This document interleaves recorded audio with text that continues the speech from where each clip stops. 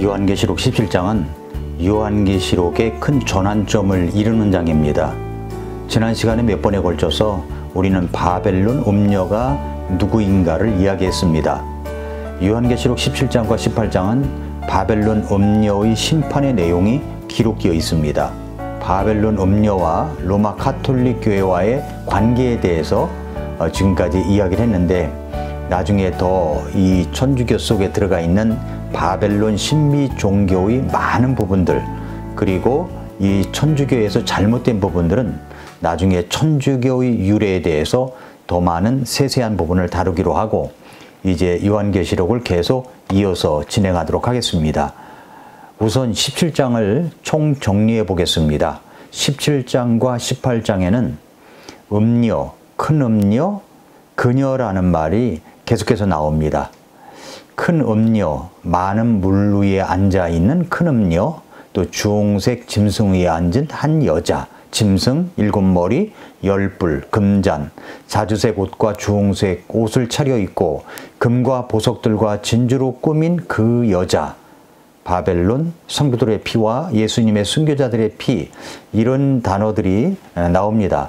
이 단어들의 의미와 그것이 무엇을 의미하는지를 알면 요한계시록 17장과 18장이 훨씬 더 이해하기가 쉬울 것입니다. 지금까지 이야기한 것들 속에서 더 자세하게 알아야 할 것은 음녀가 올라탄 짐승의 7머리와 10뿔은 무엇을 말하는가 하는 것입니다. 반복되는 것도 있지만 정리하는 측면이 있으니까 우리 같이 한번 정리해 보도록 하겠습니다. 바벨론의 큰 음녀는 로마 가톨릭 교회를 말한다고 했습니다. 로마 가톨릭은 정치 세력입니다. 지금까지도 올바른 크리스천들을 박해하고 핍박해 왔지만 역사 속 기록을 보면 암흑기 시대에 그렇게 해서 핍박을 받아 죽은 성도가 5천만 명이 넘습니다. 로마 가톨릭 교회에 의해서 말입니다. 침례를 준다고 받는다고 죽였습니다. 자기들 교리에 맞지 않은 믿음을 가지고 있으면 죽였습니다. 그러한 일들이 바로 또 환란기 때 일어난다는 겁니다. 그러니까 로마 가톨릭은 정치 세력입니다. 결국 환란기 때 일어날 17장 예언에서 언급하고 있는 그 바로 짐승의 7머리와 10뿔의 의미, 상징적 해석, 이것을 어떻게 해나가는가 한번 같이 살펴보도록 하겠습니다. 첫 번째는 짐승의 7머리는 무엇을 말하는가, 무엇을 의미하는가 합니다. 요한계시록 17장 9절부터 11절을 보면은 먼저 6절부터 보겠습니다. 또 내가 보매 그 여자가 성도들의 피와 예수님의 순교자들의 피에 취하였으므로 내가 그녀를 보고 크게 놀라며 이상히 여기니 그 천사가 내게 이르되 네가 어찌하여 놀라느냐. 내가 그 여자의 신비와 그녀를 나르는 짐승 곧 7머리와 10뿔을 가진 짐승의 신비를 네게 말하여 주리라. 네가 본 그 짐승은 전에 있었다가 지금은 없으나 앞으로는 바닥 없는 구덩이에서 올라와 멸망으로 들어갈 자니라. 땅에 거하는 자들로서 세상의 창건 이후로 생명책에 이름이 기록되지 않은 자들이 전에 있었다가 지금은 없으나 여전히 있는 그 짐승을 보고 놀라니라 라고 했습니다.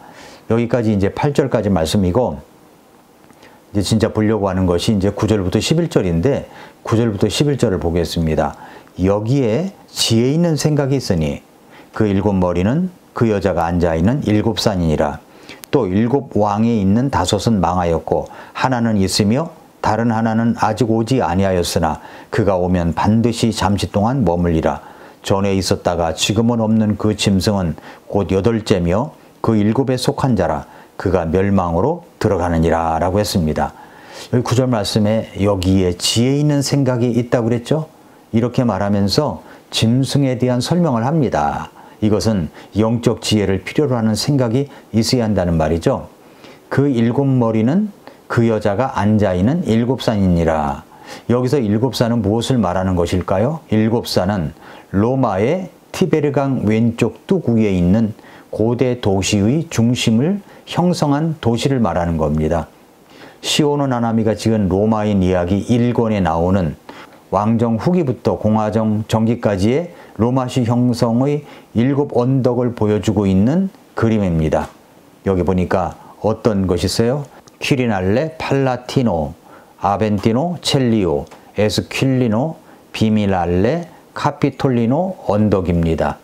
학자들 간의 이견으로 일곱 언덕을 지명하는 것이 다를 수 있지만 대개 이렇습니다. 결국 무슨 말이냐면 이 일곱 머리는 일곱 산인데 이것은 로마 도시를 말하는 것이라고 해석할 수가 있다는 겁니다.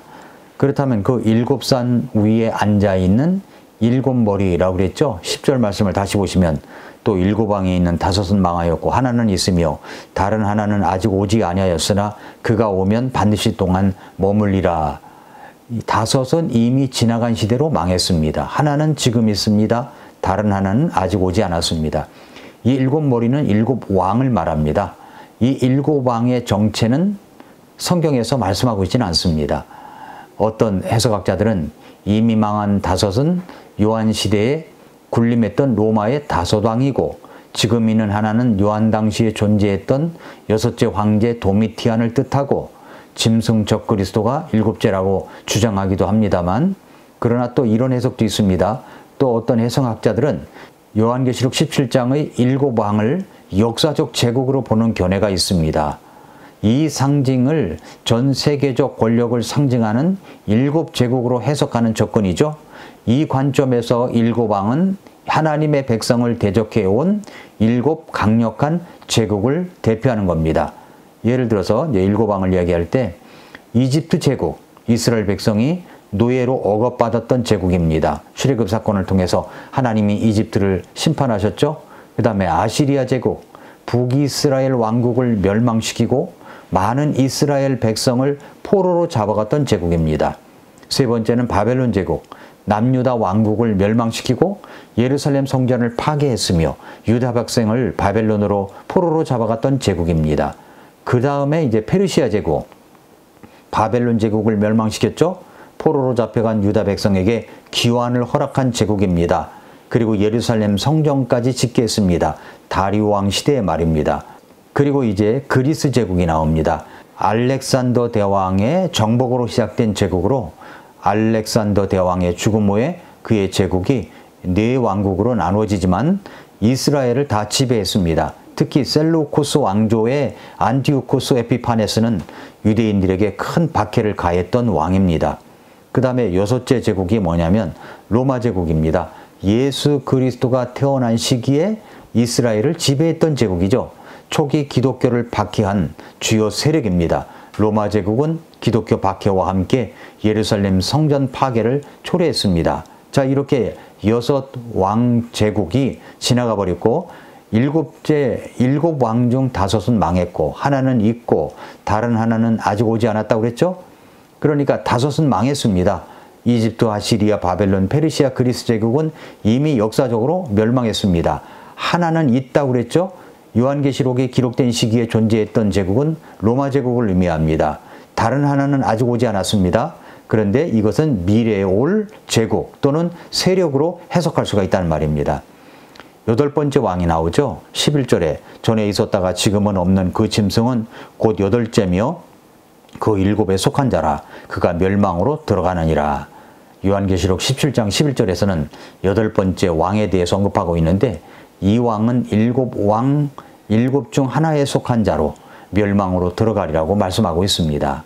이렇게 이제 이야기했던 것이 짐승의 일곱 머리에 대한 의미이고요. 그 다음에 이제 두 번째는 열불에 관한 이야기입니다. 요한계시록 17장 12절에 보면은 네가 본 열불은 열왕인데 그들이 아직 아무 왕국도 받지 못하였으나 그 짐승과 더불어 1시간 동안 왕으로서 권능을 받으리라 라고 했습니다. 열불은 열왕을 말합니다. 이제 적그리스도는 열 발가락 왕국의 열왕과 연합하게 될 것입니다. 이제 그들은 1시간 동안, 1시간을 말하는 건지 짧은 기간을 말하는 건지 이제 해석하는 자에 따라 다르지만은 아주 짧은 기간을 말하는 것이라고 볼 수가 있겠죠. 아주 짧은 기간을 말하는 말로 일시적인 권능을 이제 부여받습니다.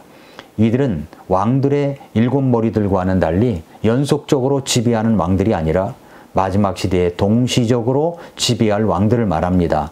요한계시록 13장과 비교해 보니까 이것이 세계 제국에 바로 선행하는 로마 제국의 형태라는 것을 알 수가 있습니다.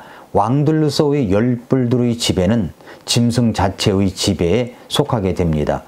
17장 13절을 보면은 이들이 한 생각을 가지고 자기들의 권능과 힘을 그 짐승에게 주리라 했고요. 그런데 이들이 어린 양의 예수님과 전쟁을 치르게 되죠. 14절에 보니까 이들이 어린 양과 전쟁을 할 것이나 어린 양께서 그들을 이기시리니 그분은 주들의 주시요 왕들의 왕이시며 또 그분과 함께 있는 자들은 부르심을 받고 선정된 신실한 자들이니라 하더라 라고 했습니다. 그래서 이들은 철저하게 어린 양 대신 예수 그리스도에 의하여 철저하게 무너지게 된다는 예언입니다. 성도 여러분, 결국을 볼 줄 아는 지혜가 있어야 합니다. 결국 마귀 사탄은 심판을 받게 됩니다. 결국 이 세상은 멸망하게 됩니다. 우리도 그 결국을 보지 못한다면 세상을 사는 영원한 지혜를 놓칠 수가 있습니다. 잠깐 동안의 지혜만 놓치는 정도면 괜찮을 것입니다. 이 지혜는 영원을 어디에서 보내느냐에 대한 지혜입니다. 여러분 만약에 오늘 밤 이 세상을 떠난다면 천국에서 눈을 뜨게 될까요? 아니면 꺼지지 않는 영원한 불호수에 있게 될까요? 그 결국을 볼 줄 알아야 됩니다. 지금이 구원의 날이고 지금이 구원받을 때입니다. 본교회에서 저희 교회에서는 7월 21일 날 교회 새생명 복음 전도 집회를 하는 주일입니다. 한 사람이라도 와보라고 이야기하면서 구원의 복음을 들을 수 있는 기회를 만들어 주시기를 바랍니다. 우리가 가족들이 구원받지 못해서 가슴을 치며 후회할 날이 오기 전에 지금 해야 합니다. 오늘도 미라클 모닝입니다.